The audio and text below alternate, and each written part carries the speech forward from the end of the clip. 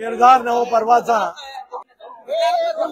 हे ब्रीदवाक्य समोर ठेवत मी आणि माझ्या प्रदेश पातळीवरच्या सहकाऱ्यांनी महाराष्ट्राचा दौरा सुरू केला। उत्तर महाराष्ट्र मराठवाड्याचा दौरा पूर्ण करून पश्चिम महाराष्ट्रातल्या सोलापूरच्या या ऐतिहासिक नगरीत आज या ठिकाणी आम्ही आलो।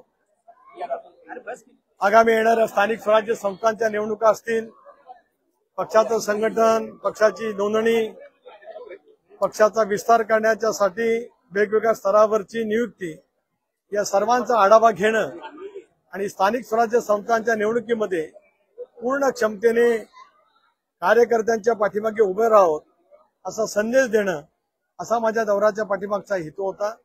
मला सांगायला निश्चित अभिमान वाटेल की उत्तर महाराष्ट्र, मराठवाडा आणि आज सोलापूरला सुद्धा एक अभूतपूर्व उदंड असा कार्यकर्त्यांचा प्रतिसाद, आणि इथे कुठेही जाहीर सभा नव्हत्या, इथे फक्त काम करणारा कार्यकर्ता, पक्षाची निष्ठावान असलेल्या कार्यकर्त्यांचाच तो मेळावा होता।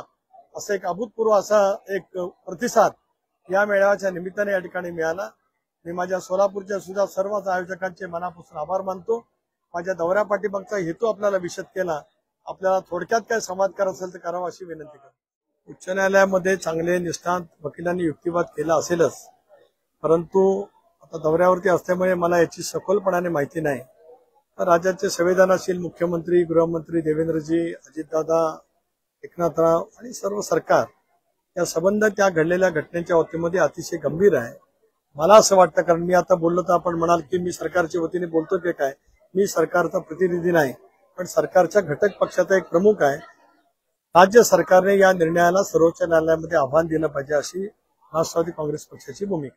मी स्पष्टीकरण द्यायला आलो नाही, मी मनोगत समजून घ्यायला आलेलो आहे। मी अध्यक्ष, कार्याध्यक्ष, इथल्या प्रमुख सहकाऱ्यांच्या भावना मांडल्या, याची गांभीर्याने नोंद प्रदेश अध्यक्ष म्हणून मी घेतलेली आहे।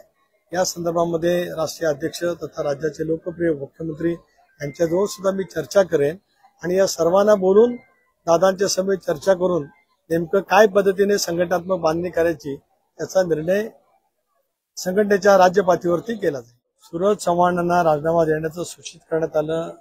सूरज चव्हाण यांनी राजीनामा दिला, त्या संदर्भातली कारवाई पूर्ण झाली। माणिकराव कोकाटे यांच्या बाबतीमध्ये जे काही त्यांचं विधान परिषदेमधला व्हिडिओ जो काय प्रसिद्ध झालाय, या संदर्भामध्ये पक्षाचे विधिमंडळ नेते, राज्याचे उपमुख्यमंत्री योग्य तो निर्णय घेतील। आव्हाड काय बोलतात त्याच्याकडे मी पक्ष फार लक्ष देण्याची आवश्यकता नाही, कारण विरोधकांना काहीतरी बोलावंच लागतं। पण त्यांनी काय जे व्हिडिओ प्रसिद्ध केले असतील किंवा काय, माणिकरावच्या जवळ जरूर राष्ट्रीय अध्यक्ष म्हणून दादा बोलतील आणि या संदर्भातलं मी मगाशीच म्हटलं, योग्य तो निर्णय पक्षाच्या पातळीवरती करेल। धन्यवाद। रॉयल एनफिल्डचे अधिकृत डीलर व एक विश्वसनीय नाव म्हणजे चव्हाण मोटर्स। चव्हाण मोटर्स यांचे रॉयल एनफिल्ड शोरूम पोटगी रोड, आसरा चौक येथे आपल्या सेवेत रुजू। बुलेट 350 व क्लासिक 350 हे मॉडेल सर्व रंगांमध्ये हजर स्टॉक मध्ये उपलब्ध। आकर्षक फायनान्स योजना, घरी किंवा ऑफिस मध्ये बसून आम्हाला कॉल करा व डोर स्टेप टेस्ट ड्राईव्ह सुविधेचा लाभ घ्या। अधिक माहितीसाठी आमच्या आसरा चौकातील शोरूमला भेट द्या।